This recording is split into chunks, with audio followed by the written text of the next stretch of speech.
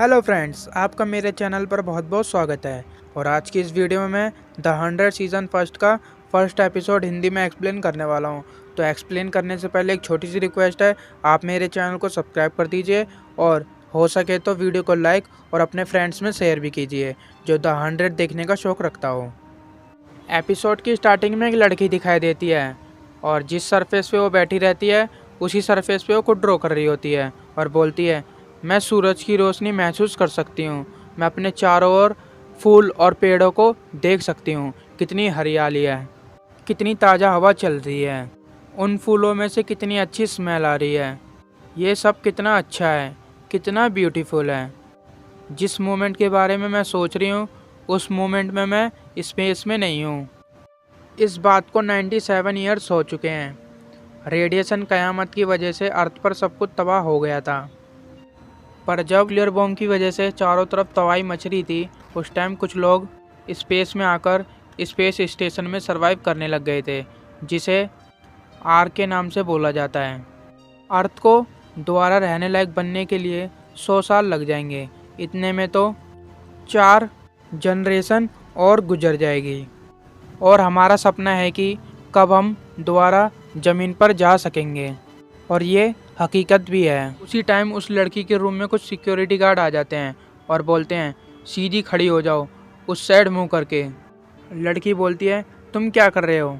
वो security guard कुछ bracelet type उस लड़की की कलाई पर बांधने की कोशिश करते हैं।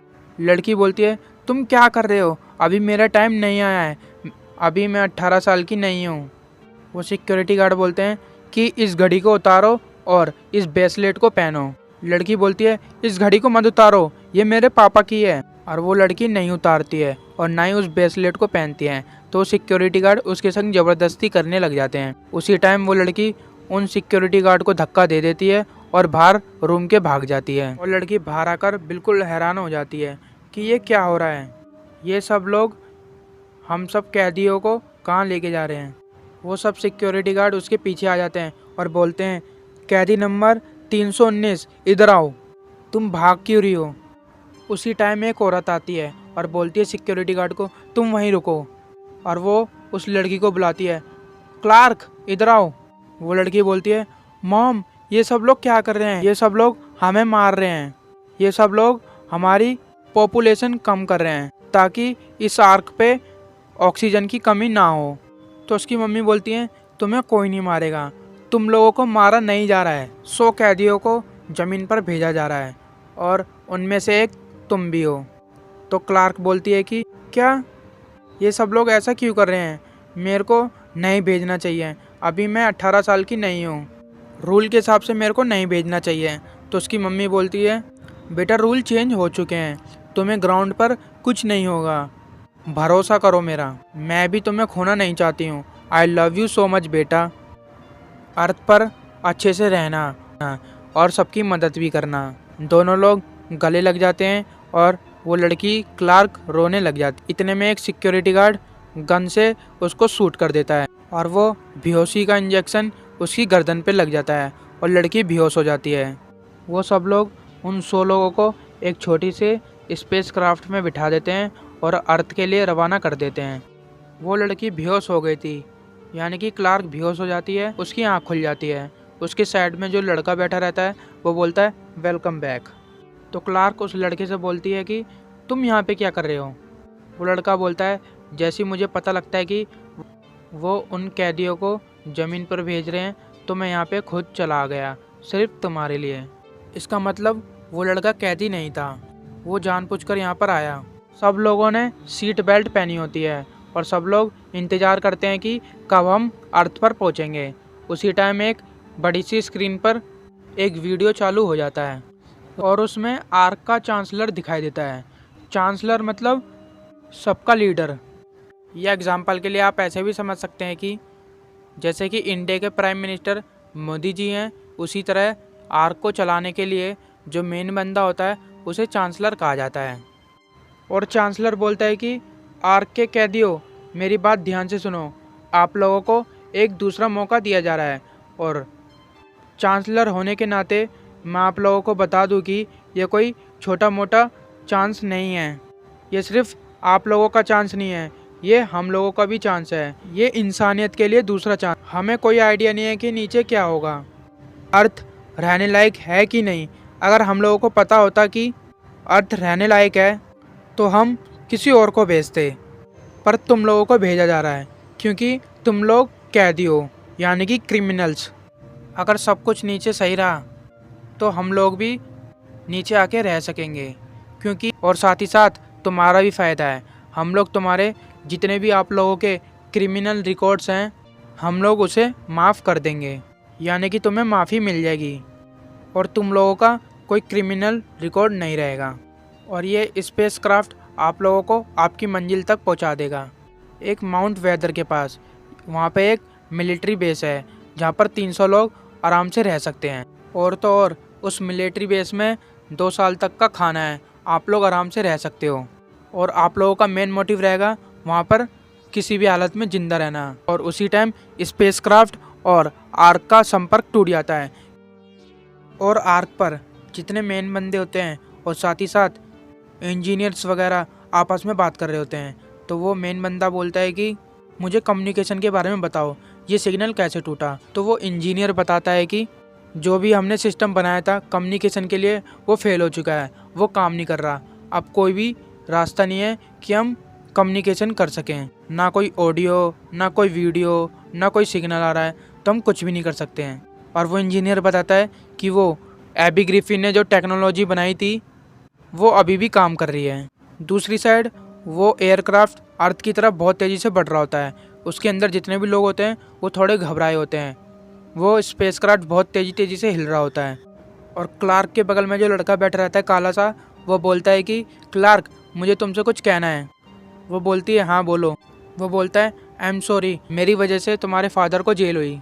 तो क्लार्क बोलती है खबरदार मेरे पापा का नाम भी मत लेना। तो लड़का बोलता है प्लीज़, मैं ऐसे मरना नहीं चाहता कि तुम मेरे से नफरत करो। क्लार्क उस लड़के से बोलती है कि उन लोगों ने मेरे फादर को जेल में नहीं रखा बल्कि मार दिया। मैं नफ़रत करती हूँ तुमसे और नफ़रत करती हूँ उन लोगों से जिन लोगों ने मेरे फादर को मार दिया। और उन सब लोगों को लगता है कि हम लोग नहीं बचेंगे। ये एयरक्राफ्ट जल्दी से जलने वाला है और बहुत तेज़ी से फट जाएगा, या तो फिर अर्थ से बहुत तेज़ी से क्रैश हो जाएगा और हम सब लोग मर जाएंगे। वो लोग अर्थ की तरफ बहुत तेज़ी से बढ़ रहे होते हैं, बहुत तेज़ स्पीड से, और एकदम अचानक वो एयरक्राफ्ट रुक जाता है, बिल्कुल भी हिलता नहीं है। तो एक लड़का बोलता है जिसका नाम होता है मोंटी, हे सब लोग सुनो, इंजन की आवाज़ नहीं आ रही है और ना ये मशीन हिल रही है। तो साइड में एक लड़का खड़ा रहता है जिसका नाम होता है जैस्पर। वो बोलता है क्या हम लोग पहुंच गए? तो सब लोग फटाफट सीट बेल्ट खोलते हैं और खड़े हो जाते हैं। पर उनमें से 2 लोग मर जाते हैं, क्योंकि जिस टाइम वो बहुत तेज़ी से नीचे आ रहे थे तो उन लोगों ने सीट बेल्ट नहीं पहनी थी, तो बहुत तेज़ से ठुक जाते हैं और वो लोग मर जाते हैं। तो क्लार्क आती है और एक लड़के से बोलती है फिन, क्या ये लोग ठीक हैं? तो फिन बोलता है नहीं, ये लोग मर गए। तो सब लोग बोलते हैं जल्दी से गेट खोलो, जल्दी से गेट खोलो। तो एक लड़का बोलता है आराम से सब लोग पीछे हटो। उस लड़के का नाम होता है मर्फी। और उतने में क्लार्क आ जाती है, बोलती है रुको, हवा जहरीली भी हो सकती है, गेट को मत खोलो। तो गेट पे एक लड़का खड़ा रहता है। लड़का बोलता है जिसका नाम होता है बेलमी, जो भी हो वैसे भी हम लोग मरने वाले हैं। एक लड़की की आवाज़ आती है बेलमी, और वो लड़की बेलमी के पास आती है और गले लग जाती है। बेलमी बोलता है कि तुम कितनी बड़ी हो चुकी हो। और गले मिलने के बाद वो लड़की बोलती है बेलमी ये तुमने क्या पहन रखी है? सिक्योरिटी गार्ड की यूनिफॉर्म, तुम सिक्योरिटी गार्ड हो? तो बेलमी बोलता है नहीं, ये तो मैंने यहाँ पे आने के लिए पहन ली, ये सब कुछ मैंने तुम पर नज़र रखने के लिए किया। तो लड़की दोबारा हंसती है, इमोशनल हो जाती है और अपने भाई और बेलमी को दोबारा गले मिल जाती है। क्लार्क उस लड़की से बोलती है तुम्हारी रिस्ट बैंड कहाँ है? वो लड़की क्लार्क को बोलती है तुम्हें कोई प्रॉब्लम, मैं अपने भाई से 1 साल बाद मिल रही हूँ। तो उन सारे लड़कों में से एक लड़का बोलता है ये तुम्हारी बहन है, यानी कि तुम दोनों बहन भाई हो? तो कुछ लड़के बोलते हैं ये वही लड़की है ना जो शिप पर छुप कर बैठी थी इतने सालों से। ये लड़की आर्क पर ही पैदा हुई और किसी को पता भी नहीं, और जब से ये छुप कर रह रही थी। तो उस लड़की को गुस्सा आ जाता है और वो लड़ने के लिए चली जाती है। तो बेलमी पकड़ लेता है और बोलता है, ऑक्टेविया छोड़ो, जाने भी दो। फिर बेलमी बोलता है कि ये सब लोग तुम्हें याद रखें, इसके लिए तुम्हें कुछ और करना पड़ेगा। तो लड़की बोलती है, जैसे कि बेलमी बोलता है कि 100 साल बाद अर्थ पर पहला कदम रखने वाली तुम होगी। फिर बेलमी गेट खोलता है और सबके सब वंडरफुल रह जाते हैं। सामने से सूरज की रोशनी आती है और कई सारे पेड़ दिखते हैं और ऑक्टेविया जाती है और अर्थ पे उतर जाती है और बोलती है, हम अर्थ पर वापस आ गए। और उसके बाद सब लोग तेजी से अर्थ पर आ जाते हैं और चिल्लाने लग जाते हैं, ऊह! सबकी खुशी का कोई ठिकाना ही नहीं रहता। बहुत सारे डांस कर रहे होते हैं और सभी के सब चिल्ला रहे होते हैं। यहाँ तक कि क्लार्क भी स्माइल कर रही होती है और धीरे धीरे बाहर आती है और वो भी बहुत ज़्यादा खुश होती है। और थोड़ी देर बाद ही क्लार्क की शक्ल पे 12 बज जाते हैं, यानी कि एक प्रॉब्लम है। वो थोड़ी दूर चलती है और मैप पे देखने लग जाती है और सोचती है कि माउंट वेदर तो हमसे बहुत दूर है। और उसी टाइम एक लड़का आता है और बोलता है, तुम इतनी सीरियस क्यों हो प्रिंसेस? और वो लड़का बोलता है, शुक्र है कि हम उस धमाके में मरे नहीं। तो क्लार्क बोलती है कि यह बात उनसे कहो जो तुम्हें देख के सीट से उठ गए थे। फिर वो लड़का बोलता है कि तुम्हें पसंद नहीं कि कोई प्रिंसेस बोले। फिर क्लार्क बोलती है कि सामने तुम्हें वो पहाड़ दिख रहा है, वो है माउंट वेदर, वही हमारी मंजिल है।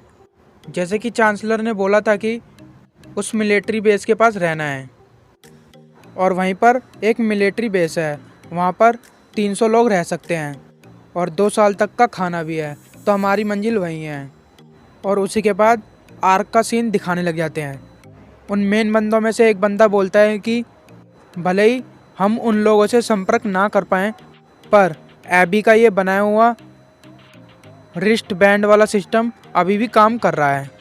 तो हम लोग ये तो पता लगा सकते हैं कि लोग अभी ज़िंदा हैं कि नहीं, और उस हिसाब से हमें पता भी लग जाएगा कि कंडीशन वहाँ रहने लायक है कि नहीं। क्योंकि अगर रेडिएशन से वो लोग मरेंगे तो हमें पता लग जाएगा, और अदरवाइज़ हमें पूरा अंदाज़ा लग ही जाएगा कि ग्राउंड रहने लायक है कि नहीं। और वो बंदा बोलता है कि एबी मेरे को सब लोगों की रिपोर्ट बताओ। तो एबी बोलती है उस बंदे को कि 2 लोग मर चुके हैं। और एबी बोलती है कि डॉक्टर जैक्सन, इनके संग अपनी थ्योरी शेयर करो। तो जैक्सन बोलता है कि उन्हें लैंड करे हुए 7 मिनट हो गए हैं। तो इससे साफ है कि वो लोग रेडिएशन के कारण नहीं मरे, मौत की वजह कुछ और होगी। तो उन दोनों बच्चों के मरने के कारण ये है कि लैंडिंग में गड़बड़ी, ना कि रेडिएशन। तो वो बंदा बोलता है कि अच्छा, ये तुम्हारी थ्योरी? एबी बोलती है, हाँ, ऐसा भी तो हो सकता है वो लोग रेडिएशन के कारण ही मरे हों। तो एबी बोलती है, ऐसा नहीं है, हम दावे के संग बोल सकते हैं। बोलती है कि इसके सिर्फ 2 ही कारण हो सकते हैं। पहला, लैंडिंग के वक्त उनकी जख्मी हालत, और दूसरा कि वो कुछ ज़्यादा एक्साइटेड होंगे, इसलिए उन्हें अटैक वटैक आ गया होगा और वो मर गए होंगे। और फिर दोबारा अर्थ का सीन दिखाने लग जाते हैं। क्लार्क मैप में देख रही होती है यहाँ से लेकर माउंट वेदर तक कितना डिस्टेंस है। इतने में एक लड़का आता है और बोलता है, एक प्रॉब्लम है, हमारा आर्क के संग कम्युनिकेशन टूट गया है, यानी कि हम उनसे संपर्क नहीं कर सकते। मैंने एयरक्राफ्ट के छत पर जाके देखा, वहाँ पे सारी वायर जल चुकी हैं और साथ ही साथ सारे पैनल भी। तो क्लार्क बोलती है, अभी तो मैं कम्युनिकेशन की पड़ी है, सबसे पहले ये देखो कि हम माउंट वेदर तक कैसे पहुँच सकें। और क्लार्क उसे मैप में दिखाती है कि अभी हम यहाँ पर है और माउंट वेदर यहाँ पर है, तो हमें जल्दी से जल्दी यहाँ पर पहुँचना पड़ेगा अगर हमें ज़िंदा रहना है तो।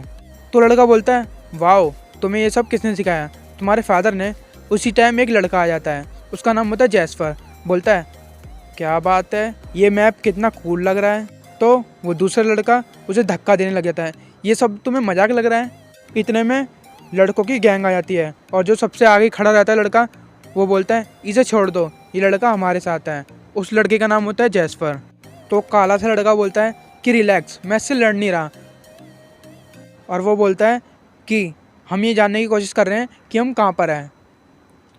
और उसी टाइम बेलम भी बोलता है कि हम ज़मीन पर हैं और ज़िंदा भी। इतना काफ़ी नहीं है। और वो काला सा लड़का बोलता है उन लोगों को कि हमारा सबसे पहला काम होता है उस माउंट वेदर तक पहुंचना।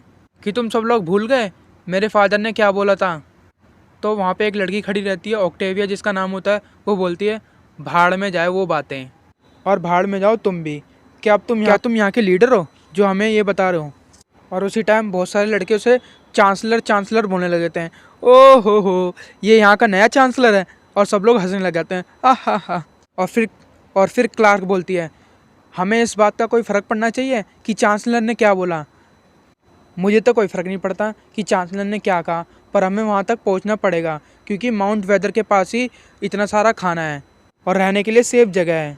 यहाँ पे तो हमें खाने के लिए भी कुछ नहीं मिलेगा और हम यहाँ पे मर जाएंगे। अगर हमें ज़िंदा रहना है तो वहाँ पे जाना पड़ेगा। तो बेलमी बोलता है कि मेरे पे एक अच्छा आइडिया है। हम लोग एक काम कर सकते हैं, तुम दोनों ही वहाँ पे जाओ और चेक करो वो रहने लायक जगह है कि नहीं, और हम लोगों के लिए खाना भी लेकर आना। तुम लोगों को इतनी फ़िक्र है ना वहाँ जाने की, तो जाओ। सब लोग बोलने लग जाते हैं हाँ हाँ तुम दोनों ही जाओ।